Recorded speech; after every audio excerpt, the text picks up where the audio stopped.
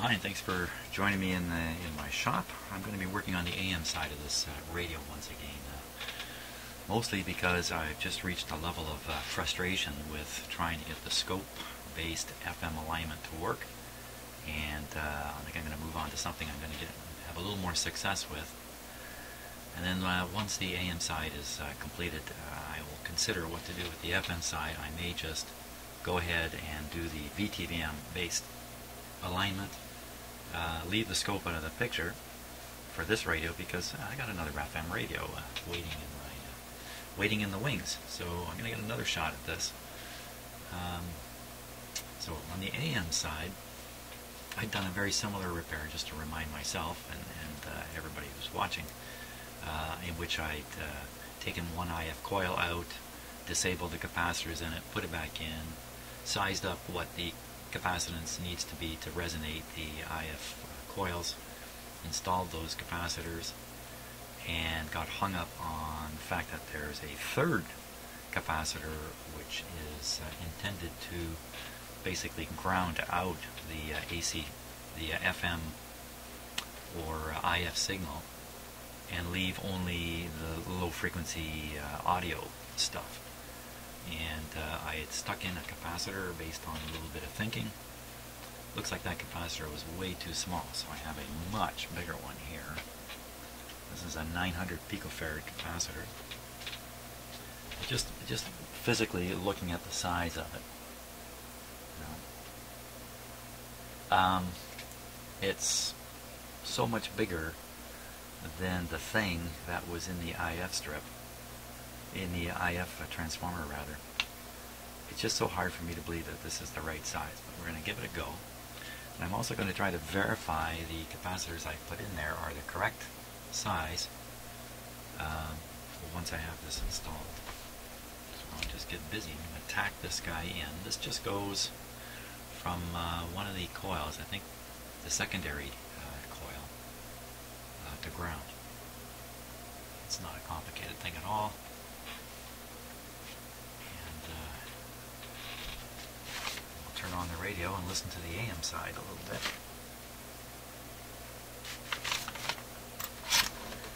Yeah, I was a little philosophical there in the last video while I was installing some capacitors and talked about wandering in the woods, and I just left a comment on that video saying, I don't want to get, go in the woods and never come out again. That's not my intention.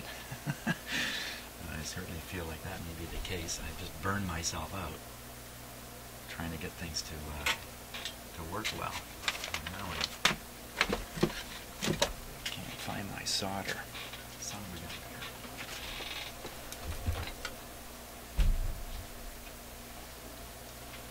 But if you've been watching all those videos, I very much appreciate it. Believe it or not, I've got a couple more FM alignment attempt videos.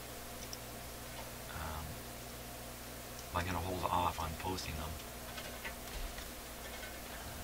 When I start into a video, I do not know how it's going to end. It could be exciting, it can have interesting things happen. I never know what's going to happen.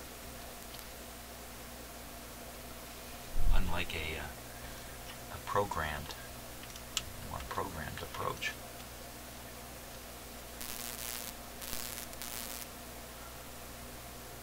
I certainly have intentions about what's going to happen, but certainly with this FM alignment stuff, it hasn't happened that way.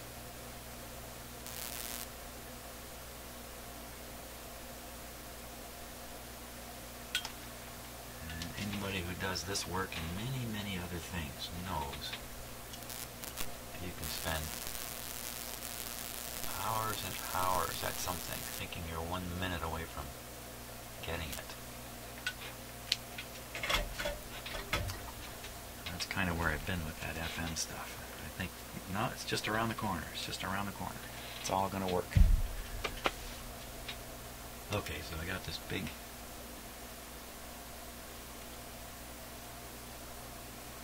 good. Got him in there, soldered on one leg, and the other leg is pressed up against the contact pretty strongly. So you can move it on and off like a bit of a switch. Just checking things out. here. Let's put the radio on AM to begin with. Volume's turned down. Hook up the outdoor antenna here.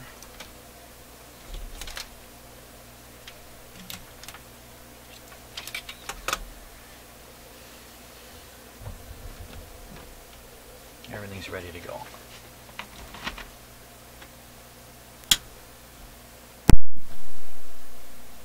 Now, if the capacitor I just put in is too big, it's going to drain off some of the audio, and it'll drain off the high frequencies much more than the lower ones, and it will result in the radio sounding muffled. Now, that's a tricky thing to figure out with an AM radio, since they're a little bit muffled to begin with.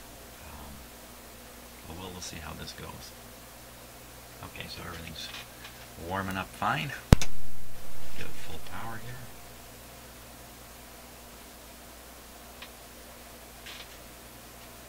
I think I do remember mumbling something about cleaning these push button switches too, which I haven't done yet, so I need to keep in mind that these buttons may not work 100%.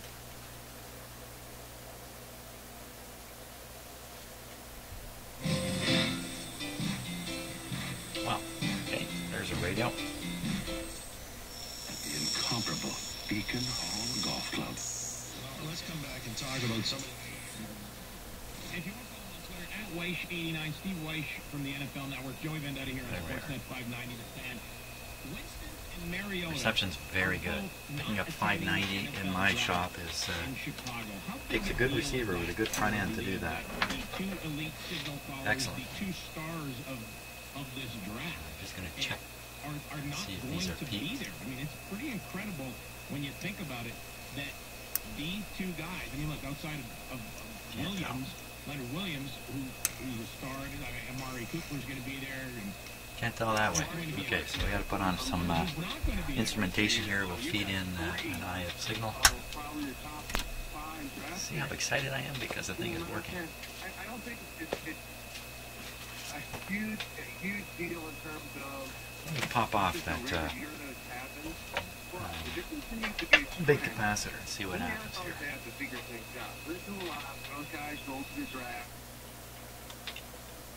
Should do, but I think what you've seen this year with Mariota and with Langston are guys who have gone on the the workout tour, done all this a lot, as have previous draft picks. They just want to take a couple days and just kind of decompress and be with their families before things get hectic again. Okay, it's a little reverse to what I would have imagined. I get a little bit more signal out of it. I want to see this happen again. I would not be surprised if next year, wherever the draft is, they try to make it more welcoming and more inviting for these types of players to maybe bring their families. Could be affecting the resonance of the IF stuff. But this is a fairly unique situation, but it's one that's definitely worth watching, especially if the guys who are at home, Marcus is going to be in Honolulu. In Alabama is where James Winston I'll set this up and then we'll get going on the IF alignment here. You don't react to their families and say, you know, I want to do that. Okay, I think I've got it all set up here appropriately. So I've got the signal generator feeding 455. There we are, 455 into the IF here, and picking up the audio signal after the detector on this red wire, which is going over to my meter here. Now let's hear it. There it is, and that's the tone being generated by the signal generator up here.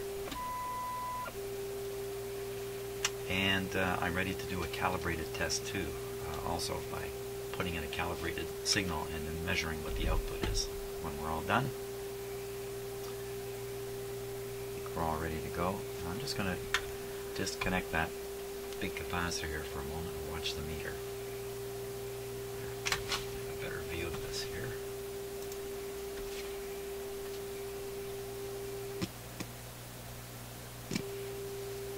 That's pretty interesting. Totally disappeared. Okay. Gee, I certainly can't explain that. But it certainly is better having it connected, so away we go here. First I'm going to sweep by hand the IF frequency through the 455 range, and watch this meter and see if it comes up and does one peak and back, or what it does. Okay, so I'm down around 440 here. Start coming up.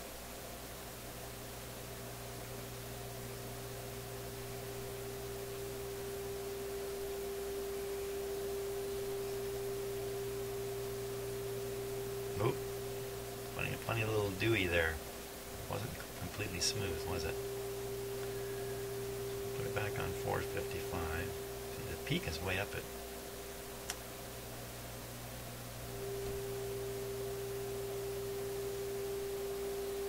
Now the peak's right around 455, but it certainly has a funny little thing going on there. Let's see if we can get rid of that funny thing.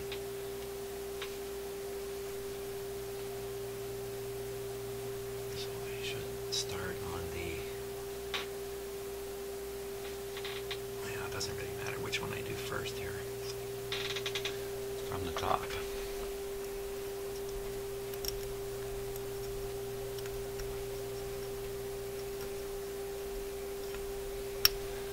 Okay, upper slug.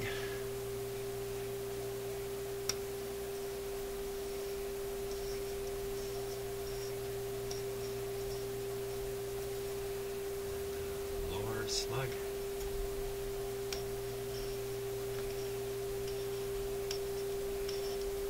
Uh-oh.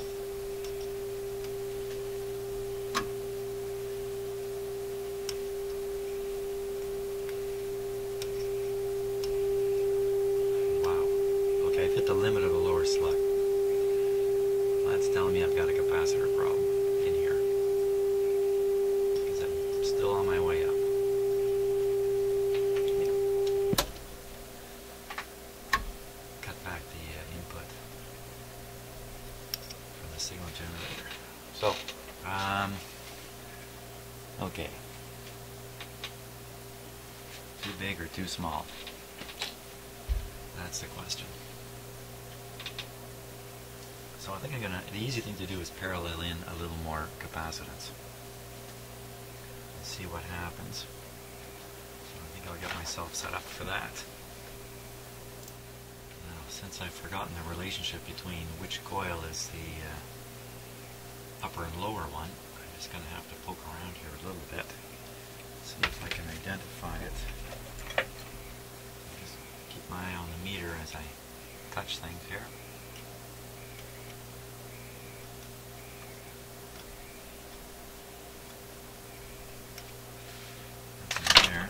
Let's try a longer piece of wire. This is just a clip lead. Just a hanging clip lead.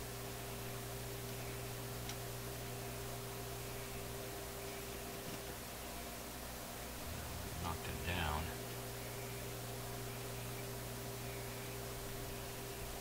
Nothing there. The last one. Oh. Goes up a bit there.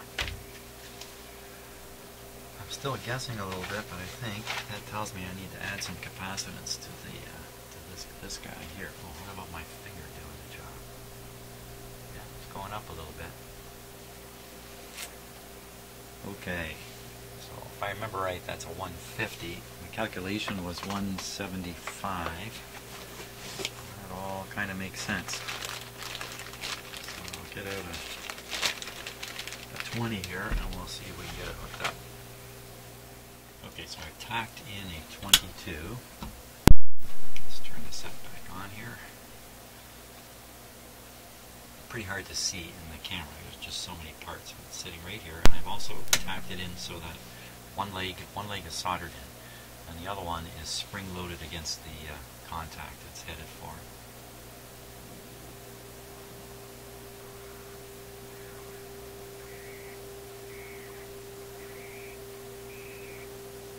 Pretty good on the meter. Now, what I'll do is I'll just lift the leg off here and see what happens.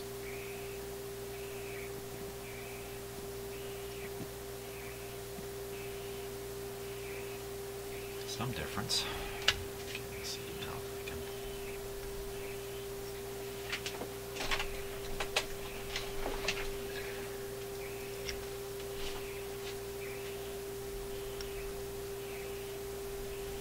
Get down to the lower lower slug here.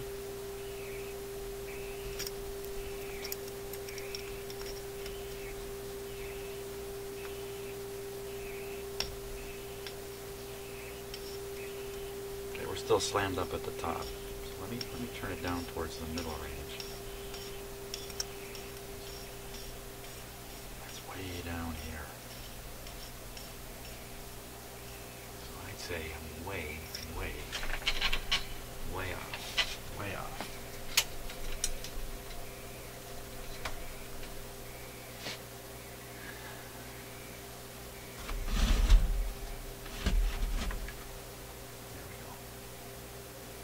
Way off.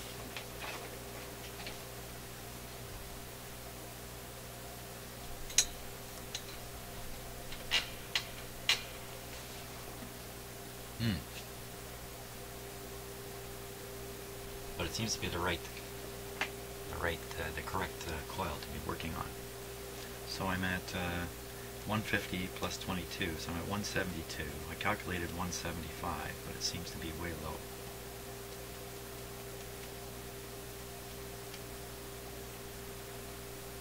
Okay, let's try another approach. Okay, so what I've done is I removed the temporary capacitor. So what's in there is the 150 picofarad capacitor, this pair of lead wires here, coming down to this old radio chassis with a variable capacitor on it. Variable capacitor is open, so the only thing that's being added right now, more or less, is just kind of the stray capacitance of all this, which the leads are going to be somewhere around 10 picofarad. And now I'm going to tune the capacitor, cross my fingers first, and see what we can see. Here we go.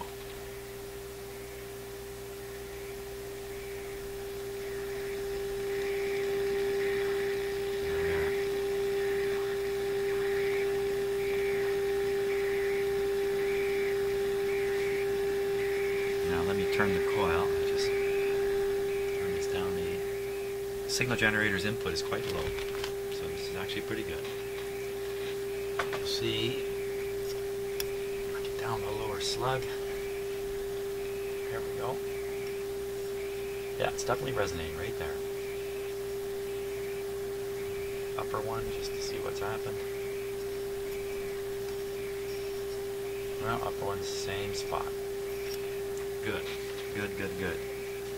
So I've added the correct amount of capacitance. How much capacitance have I added? That's the question. So I'll make a measurement here to see what we get. I'll include the leads. Just remove them from the radio.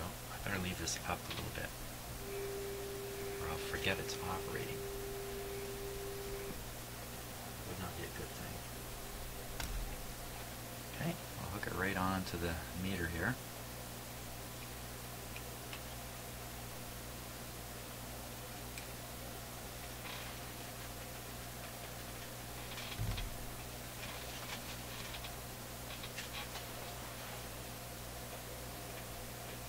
Okay, so this is telling me it's 64. Let me turn the yeah, 64. 64 is the magic number. So I have a 150 and 64. What does that add to? 210. 210.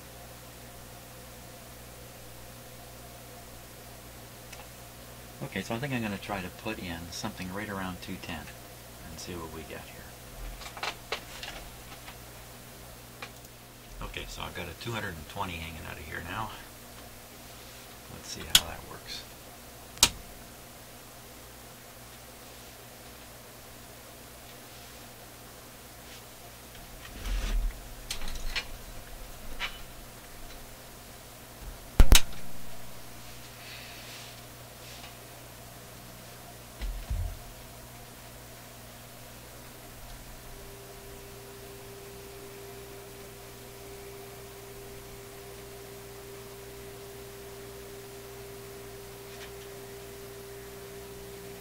Okay, tune away here.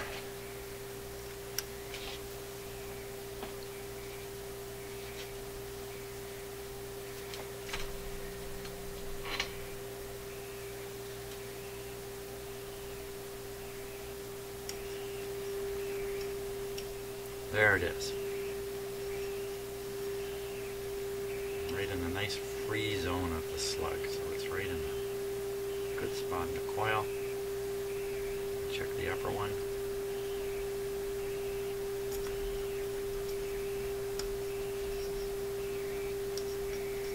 Still the same. Excellent. Let me go to the other IF transformer.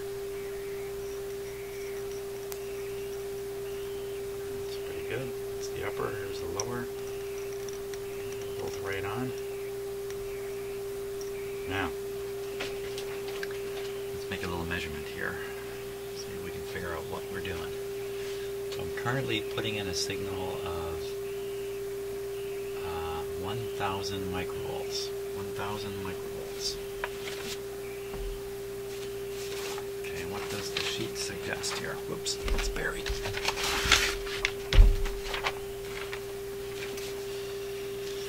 Suggests 300 microvolts. Okay, so we're putting in 1,000, 3 times as much. We should get a 20 millivolt output. On the meter, I'm getting, this is 0.1, I'm getting 0.8. 0.08, 0.08. Yeah, that's not bad. 3 times the input, 3 times the output. I think that's right in the zone.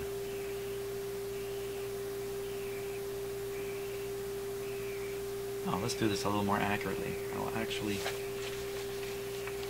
adjust the signal generator here properly.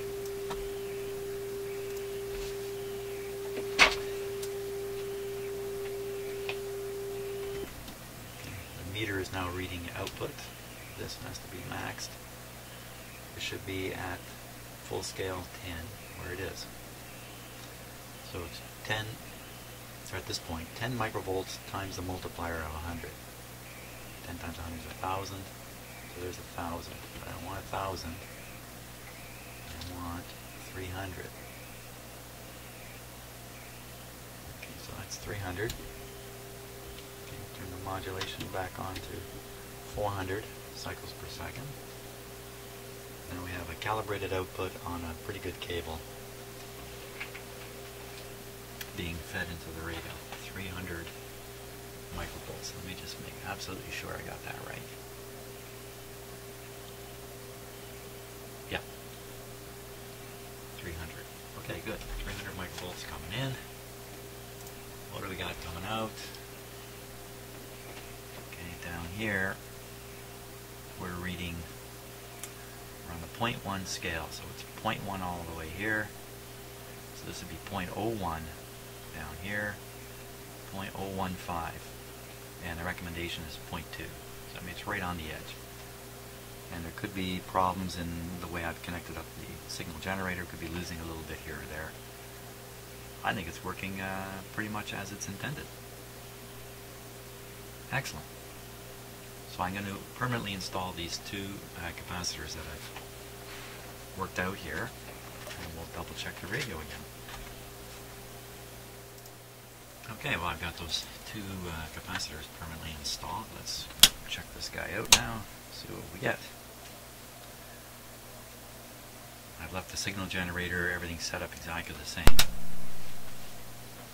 So hopefully this will rise up to the same value here, about 1.5. Here it comes. 2. Let's let it all warm up here.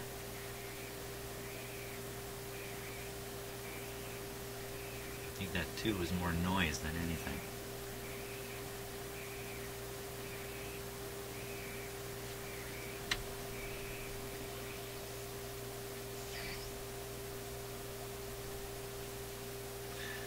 Okay, I'll vary the audio level coming from the signal generator just to verify that's what we're looking at there. Yep. Okay, so that should be at 30%.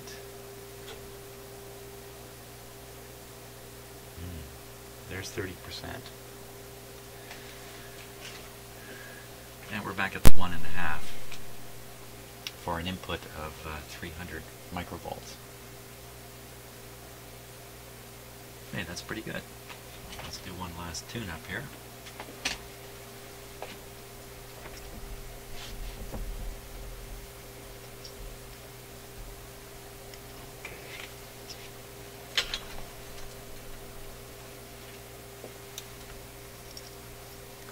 upper slug.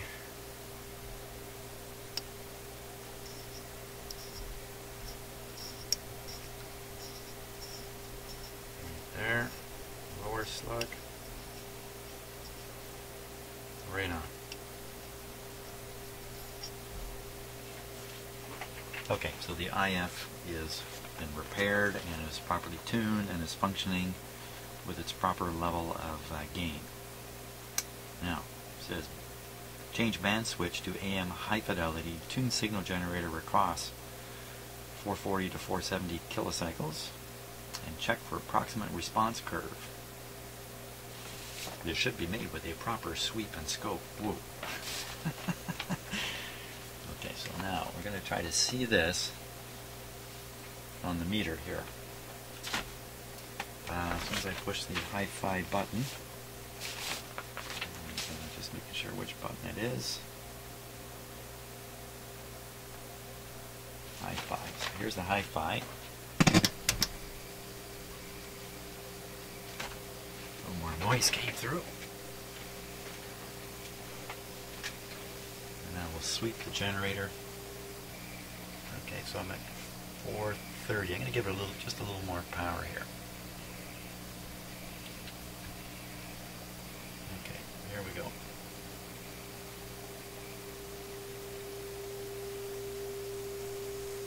Down. Oh, almost. Let's go back and try that again. It comes up. And it just hangs there and doesn't dip much. There we go. Up, up, up. Right there's the peak. Dip. Hang. And down.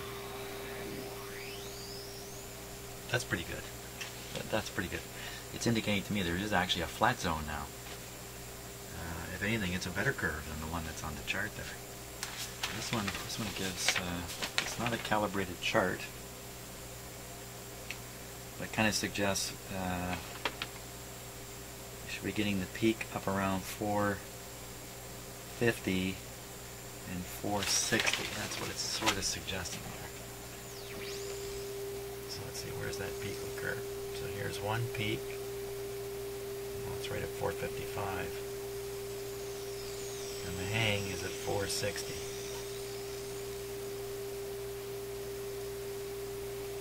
So it strikes me it's a little off to one side, so to speak. But I think I'll leave well enough alone at this point, and we'll have a listen to this radio and see what it sounds like. That sounds like a much better idea to me.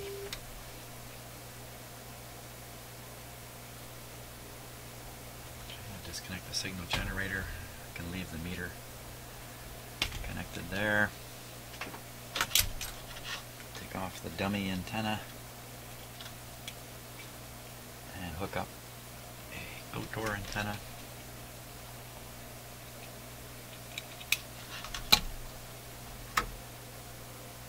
Lots of something coming through. So quick, and he forces the D. Take off the high fidelity. Tune away. Here we go. Get underway tonight. Renault, thank you very much for doing this. Drive carefully and make sure you don't go to the North Pole anytime soon, pal. Thanks for doing this. My mother used to go there a lot, so I know what it is. But anyway, thank you very much and have a nice weekend. Guy's on a telephone. All right, man. That is Renault Lavoie from TVA Sports. It's Joey Vendetta here on Sportsnet 590, The Fan. And speaking of matchups, certainly not sounding I was crystal talking clear, to a friend of mine, Steve Kazaa, big-time money manager, handles a lot of cake. Good.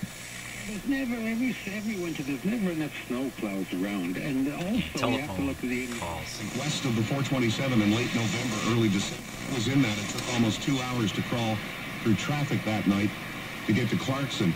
I think it's one way for the Liberals to give back to the insurance companies to raise their rates. You got to love the passive-aggressive robot-speaking Stephen Del Duca.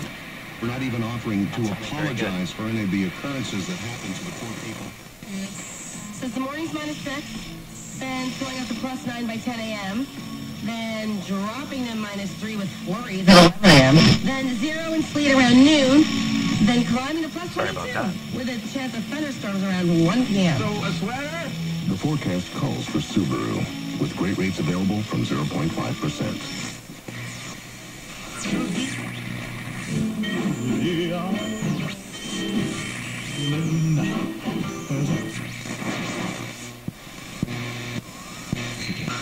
Ben voilà, merci à Bruce Jenner pour accordé cette longue sur ABC. On peut avoir des extraits sur le net, là, il y aura un lien sur notre site. Et merci beaucoup à vous trois qui êtes venus ce matin. Alors, Michel Blanc, spécialiste en commerce électronique et en médias sociaux. Monica Bastien, présidente de l'ATQ, Aide aux trans du Québec. Et Samuel Champagne, auteur de littérature jeunesse. Merci beaucoup d'être venus ce matin. Plaisir. Au revoir. Merci. Au revoir. Au revoir.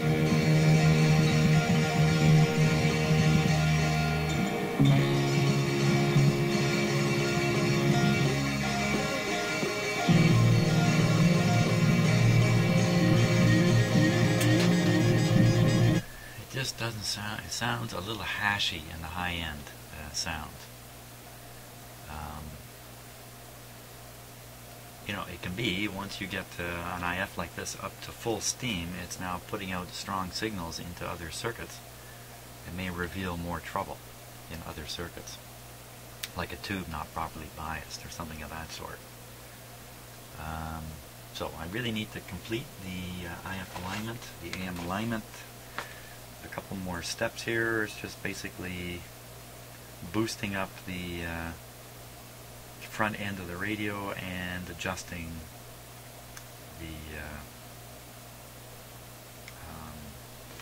the local oscillator to make sure the dial is correct.